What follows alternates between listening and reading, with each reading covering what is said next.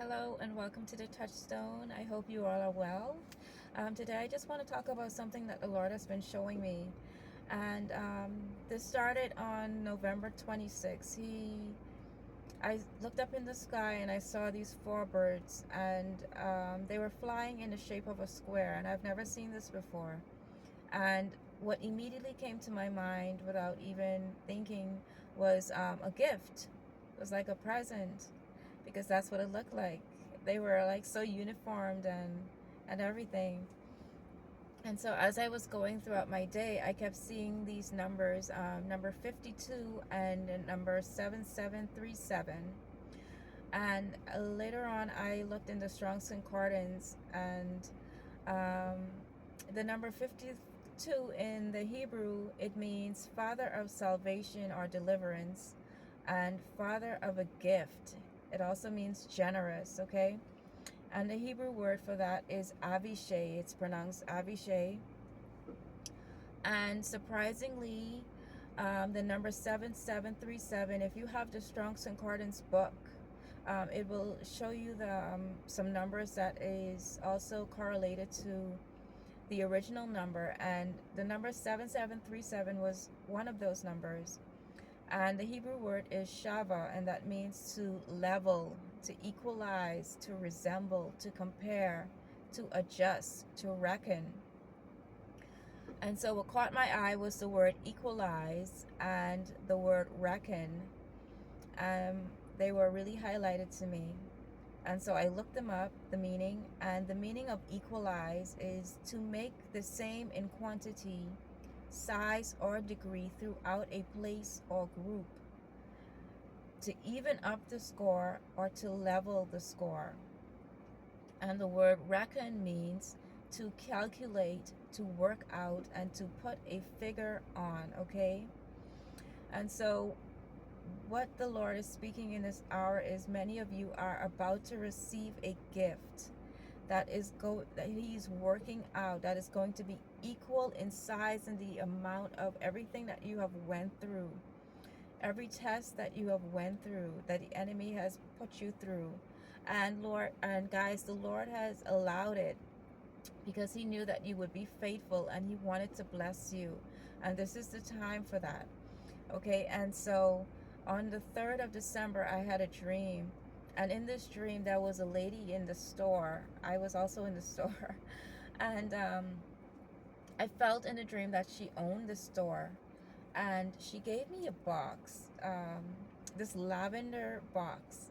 And I didn't recall opening, but I saw, like in a vision in this dream, that in this box was like this bronze scale, and one side of it was really low. And I saw as this hand, it almost looked like a hand of a child playing with a toy.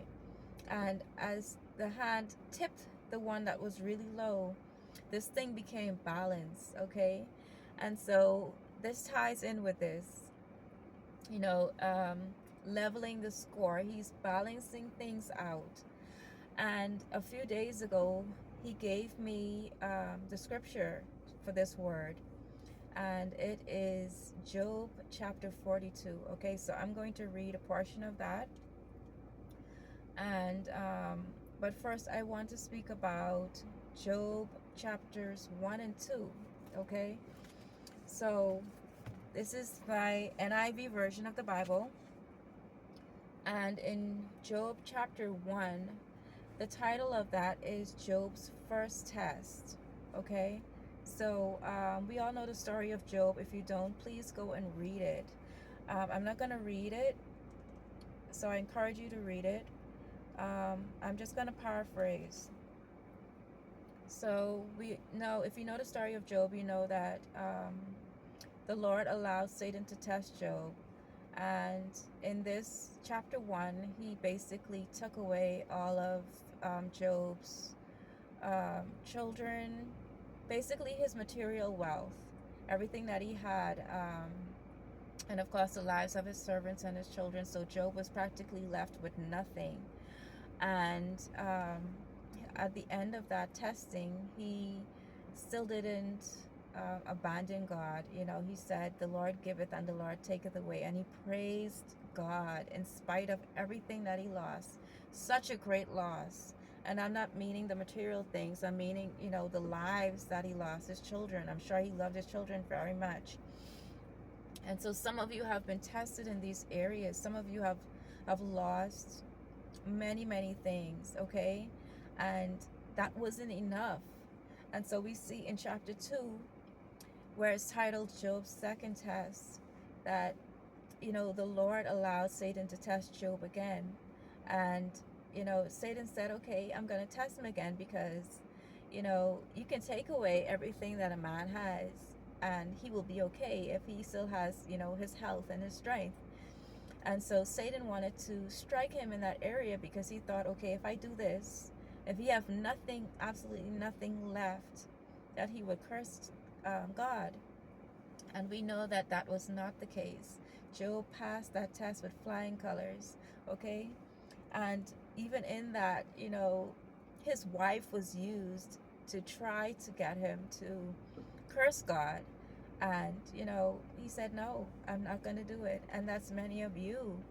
You've been through so many things. You've endured so many things. And you decided that no matter what, I'm going to stick it out with God. I'm going to go through it. And you passed with flying colors, okay? I've been seeing the letter A practically everywhere. And so many of you have passed with an A, okay? And so, yeah, even with the leveling of the score and balancing things out, I've been seeing double numbers. I've been seeing numbers like 50-50, or it will be some like 97, 97, 87, 87, okay? Or it will be opposite. It will be 23, 32, 24, 42. And so, yeah, he's making things, he's adding things up, he's evening up the score, okay? And this is going to be your gift in this season. And for a lot of you, you have been tested twice, okay? The first time, Satan didn't take you out. You didn't bow down, you didn't relent. And so he came back and he struck another part of your life just when you thought that, things were ending for you and, things were going to start looking up. Here goes another thing. And, you had to work through this. You had to work out your salvation. You had to stick with God. And you did. Okay, so in chapter 42, we see here, I'm going to read, well, at first, Job there was an instruction, okay? Job had to forgive his 3 friends. There are people around us that they don't understand the severity of what we went through. They think that what we're going through is because of our own doing. We must have done something, to receive what we got, and people who don't even know us, they're looking at our lives and thinking that, hey, yeah, nobody gets, done this way unless they have done something evil, right? But that was not the case. In many of our instances, we were misunderstood. A lot of the things that were happening to us, people don't understand because it's not for them to understand. This is on a spiritual level, and God is doing this because he has seen your affliction. He has allowed you to be tested because he knows that you are faithful, okay? And so I'm going to read chapter 42 and beginning at verse 10. And it says, after Job had prayed for his friends, the Lord made him prosperous again. Prosperous is another word that he has been showing me, okay? And he gave him twice as much as he had before. All his brothers and sisters and everyone who had known him before came and ate with him in his house. They comforted and consoled him over all the trouble the Lord had brought upon him, and each one gave him a piece of silver and a gold ring. The Lord blessed the latter part of Job's life more than the first. He had 14,000 sheep, 6,000 camels, 1,000 yoke of oxen, and 1,000 donkeys. And he also had 7 sons and 3 daughters. The first daughter he named Jemimah, the second Keziah, and the third Karen Happuch. Nowhere in all the land were there found women as beautiful as Job's daughters, and their father granted them an inheritance along with their brothers. After this, Job lived 140 years, and his children and their children to the fourth generation. And he saw his children and their children to the fourth generation. And so he died old and full of years. Okay, your life is going to be full, it's going to be complete, lacking nothing, missing nothing, because of everything that you have went through, because of your faithfulness. Okay, and so we see here that Job lived 140 years. That is twice the lifespan that God has promised man. That is 70 times 2, okay? And not only that, he got to see double the amount of generations he would have seen if he had just lived a regular life. So Job was blessed tremendously. And I believe that there are many of you in this season that is going to receive that gift, where you're going to be blessed tremendously for all that you have suffered. And it has already started for some of us. The Lord has blessed us so much, and for everything that we went through. And I just want to end on this note to forgive those who have wronged you, forgive those who haven't understood the level of what you have been going through, because they don't understand what God is doing in your life. And so that's the word. I hope this reaches whoever it reaches, and it's for you.